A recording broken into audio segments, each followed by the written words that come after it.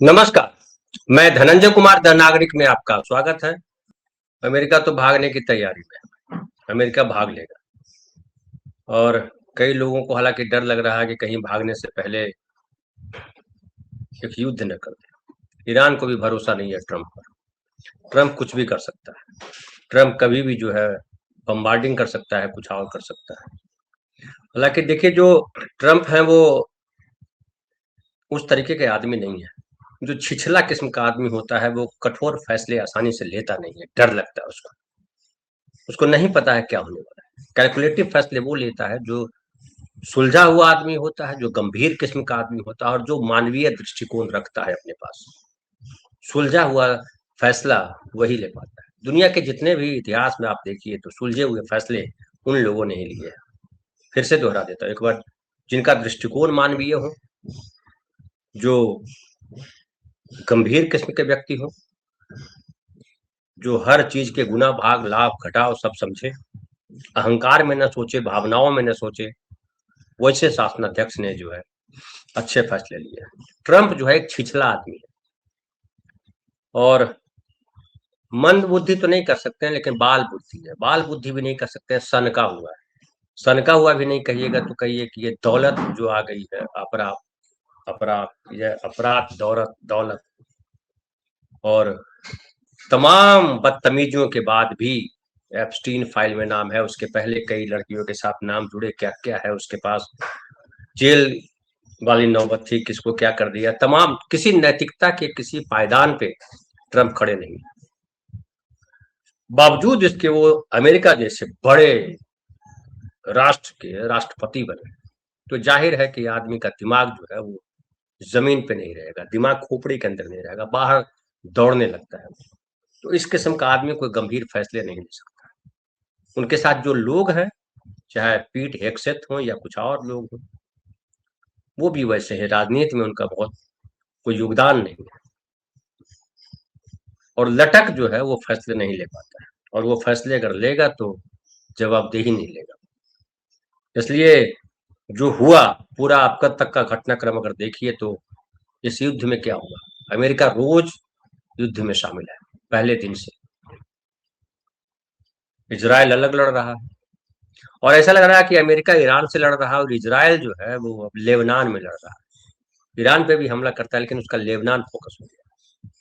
America Iran पे focus किया हुआ है, लेकिन लगातार फोकस के बाद भी अमेरिका को हासिल किया हुआ फायदा। अमेरिका के जितने जो है एयर बेस थे मिडिल ईस्ट में सब तबाह हो गए, हॉर्मुज बंद हुआ और मिडिल ईस्ट के जो देश थे उनका धंधा चौपट हुआ। जो अमेरिका के दोस्त थे, अमेरिका के दोस्त क्या कहिए, अमेरिका जिसके बराहिल थे, protection money, Bahubali, America Bahubali और प्रोटेक्शन मनी जिससे लिया करता था, क्या अब भी अमेरिका को प्रोटेक्शन मनी देंगे, ये युद्ध के बाद पता चलेगा।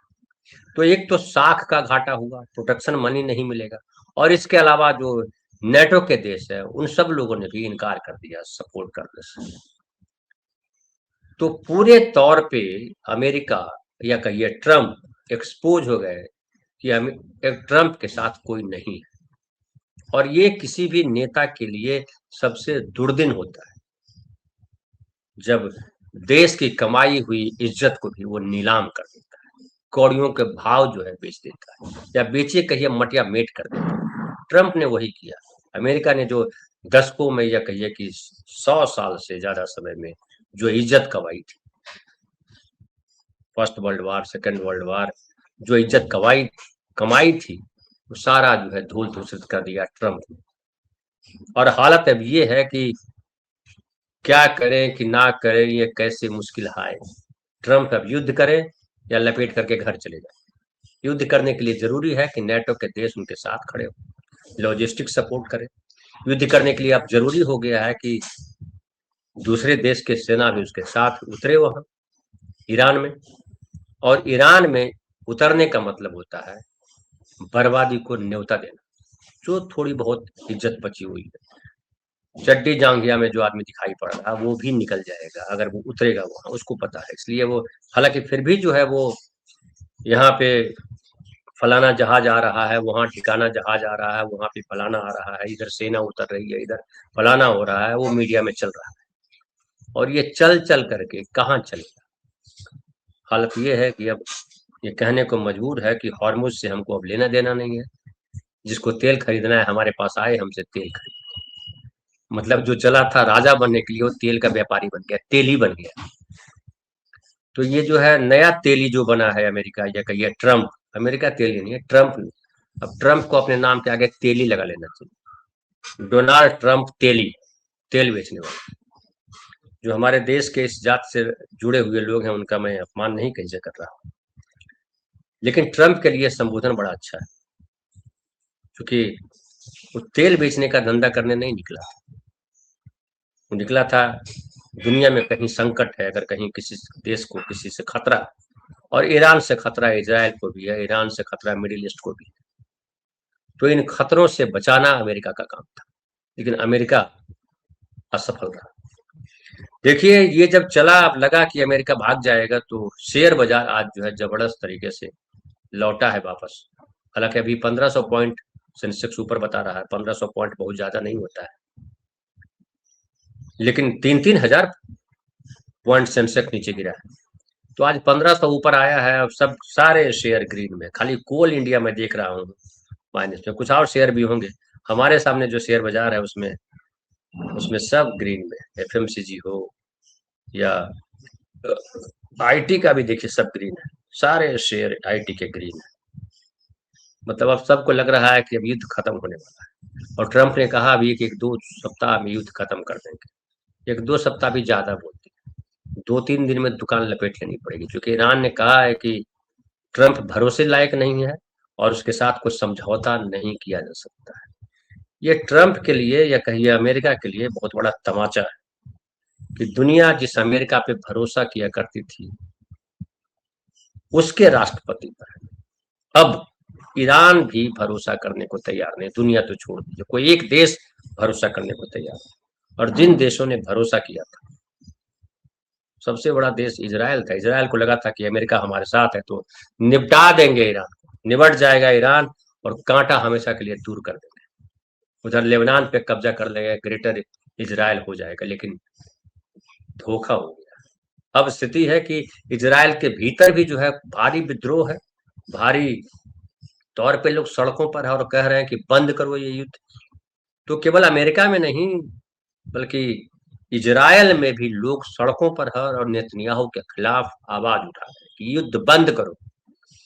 और अब जब दुनिया कह रही है युद्ध बंद करो, दुनिया युद्ध के समर्थन में नहीं है, नेटो युद्ध के समर्थन में नहीं है, मिडिल ईस्ट अगर सऊदी अरब को छोड़ दीजिए तो कोई युद्ध नहीं चाहता, कोई देश युद्ध नहीं चाहता है।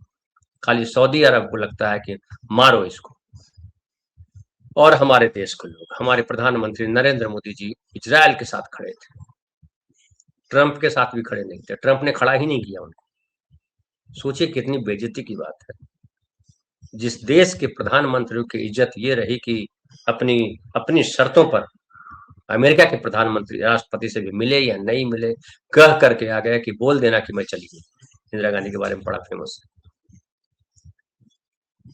रोनाल्ड रेगन के कई वीडियो आपने देखे होंगे, जब राजीव गांधी वहां गए थे तो छाता लेकर के आदमी चल रहा था उसके साथ। अमेरिका का राष्ट्र राजीव गांधी के साथ छाता लेकर के चल रहा। ये इज्जत भारत के प्रधानमंत्रियों को मिली।